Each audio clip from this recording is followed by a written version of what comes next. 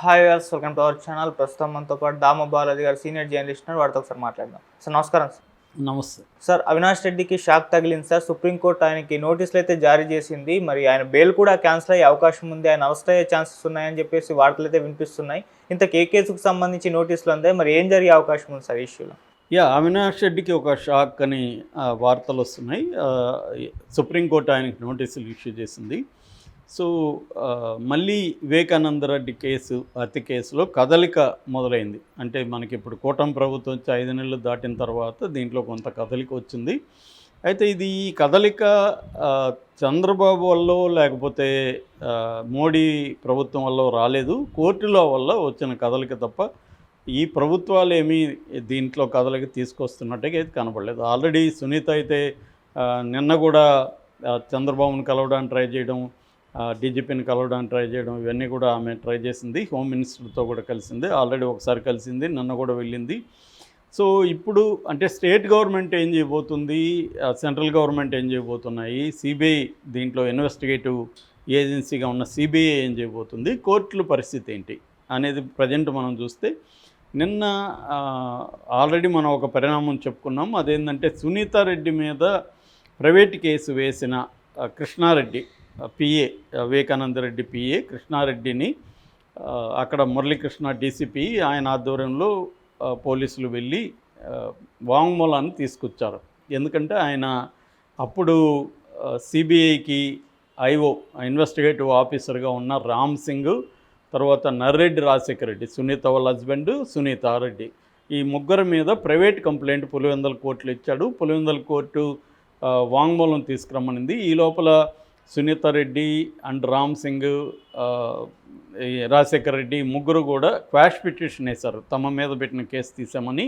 కానీ కోర్టు అంగీకరించలేదు. ఈ కేసు ముందుకు తీసుకెళ్ళమని పోలీసులు చెప్పింది. పోలీసులు విచారిస్తున్నారు.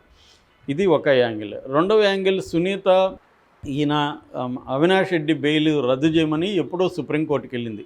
నిజానికి ఎన్నికలకు ముందే వెళ్ళింది, కానీ మన సిద్ధార్థ లోత్రా బిజీగా ఉండడం వల్ల సునీతారెడ్డే పోస్ట్పోన్ చేసింది సుప్రీంకోర్టులో. సో అందువల్ల ఇప్పుడు మళ్ళీ అది నిన్న విచారణకు వచ్చింది. జస్టిస్ సంజీవ్ ఖన్నా బెంచి దాన్ని విచారించింది. అందులో సిద్ధార్థ లోత్రా, సునీతారెడ్డి తరపున సిద్ధార్థ లోత్రా ఆర్గ్యూ చేస్తున్నాడు. సో సిద్ధార్థ లోత్రా ఆర్గ్యూ చేస్తున్నాడంటే చంద్రబాబే ఆమెకు ఫైనాన్స్ చేస్తున్నాడని కూడా ఒక వార్త వచ్చింది. ఎందుకంటే ఆయన గంటకు కోటి తీసుకునే వ్యక్తికి సునీతారెడ్డి ఎందుకు పెట్టుకునిందన్న విమర్శలు కూడా వచ్చాయి. ఏదేమైనా సునీతారెడ్డికి అయితే చంద్రబాబు సపోర్టు ఖచ్చితంగా ఉంది, దాంట్లో డౌట్ లేదు. అందుకనే సిద్ధార్థ లోత్రా ఆర్గ్యూ చేస్తున్నాడు. సో సిద్ధార్థ లోత్రా నిన్న జస్టిస్ సంజీవ్ ఖన్నా దృష్టికి ఏం తీసుకెళ్ళాడంటే 2 విషయాలను తీసుకెళ్ళాడు. ఒకటి, ఈయన సాక్షుల్ని బెదిరిస్తున్నారు. అంటే అవినాష్ రెడ్డికి బెయిలు ఎందుకు రద్దు చేయాలి అని అడిగినప్పుడు వీళ్ళు ఏం చెప్తున్నారంటే, అవినాష్ రెడ్డి బయట ఉండడం వల్ల దీంట్లో ఉన్న సాక్షుల్ని కావచ్చు, ఇతర ముద్దాయిల్ని కావచ్చు అతను బెదిరిస్తున్నాడు అని చెప్పడానికి ఏం చేశారంటే, వీళ్ళు గతంలో దస్తగిరి వేసిన పిటిషన్ను సుప్రీంకోర్టు దృష్టికి తీసుకెళ్లారు. దస్తగిరి ఏం పిటిషన్ వేశాడంటే, తాను 8 నెలలు కడప జైల్లో ఉన్నప్పుడు అక్కడికి డాక్టర్ చైతన్యారెడ్డి అక్కడికి వచ్చాడు. అతను ఎవరంటే ఇందులో 5వ నెంబర్ అక్యూజ్డ్ దేవిరెడ్డి శివశంకర్ రెడ్డి కొడుకు. మామూలుగా మనం చాలాసార్లు చెప్పుకున్నాం, ఇందులో మొత్తం ఇప్పటి వరకు వివేకానంద రెడ్డి హత్య కేసులో 8 మంది నిందితులుగా ఉన్నారు. నెంబర్ 1 వచ్చి అక్యూజ్డ్ నెంబర్ 1 ఎర్రగంగిరెడ్డి, తర్వాత number 2 Sunil Yadav, number 3 Umashankar Reddy, number 4 Dastagiri ఏమో ఇప్పుడు నిందితుడి ప్లేస్లో నుంచి సాక్షి ప్లేస్లోకి హైకోర్టే చెప్పింది, తీసేసింది అతను. కాబట్టి దస్తగిరి లేదు, కాబట్టి 7 మంది ఉన్నట్టు ఇప్పుడు లెక్క. 5వ అక్యూజ్డ్ వచ్చి దేవిరెడ్డి శివశంకర్ రెడ్డి, 6వ గజ్జల ఉదయ్ కుమార్ రెడ్డి, 7 వైఎస్ భాస్కర్ రెడ్డి, 8 అవినాష్ రెడ్డి. సో ఇప్పుడు 5వ అక్యూజ్డ్గా ఉన్న దేవిరెడ్డి శివశంకర్ రెడ్డి కొడుకు డాక్టర్ చైతన్యారెడ్డి కడప జైలుకి వెళ్ళి ఈ దస్తగిరిని బెదిరించాడని దస్తగిరి ఆల్రెడీ హైకోర్టులో కూడా కేసు వేశాడు, పోలీసుల దగ్గర కూడా కేసు పెట్టాడు. ఇదే విషయాన్ని ఇప్పుడు సిద్ధార్థ లోత్రా సుప్రీంకోర్టు దృష్టికి తీసుకెళ్లాడు. అంటే దీని వెనక ఆ చైతన్యారెడ్డి వెనక అవినాష్ రెడ్డి ఉన్నాడు, అవినాష్ రెడ్డి బెదిరిస్తున్నాడు, కాబట్టి అవినాష్ రెడ్డి బెయిల్ క్యాన్సిల్ చేయండి అనేది వీళ్ళ ఆర్గ్యుమెంట్. సో అందుకని సుప్రీంకోర్టు ఏం చేసింది, అవినాష్ రెడ్డికి ఆ చైతన్య రెడ్డికి నోటీసులు ఇచ్చింది. మీ మీద ఈ ఆరోపణలు ఉన్నాయి కదా, మీ సమాధానం ఏంటి? జనరల్గా వీళ్ళు ఏం సమాధానం చెప్తారు, మేము బెదిరించలేదు, బెదిరించినట్టు ప్రూఫ్ కూడా వాళ్ళ దగ్గర ఏం లేదు, వాళ్ళ ఆరోపణ మాత్రం చేస్తున్నారు.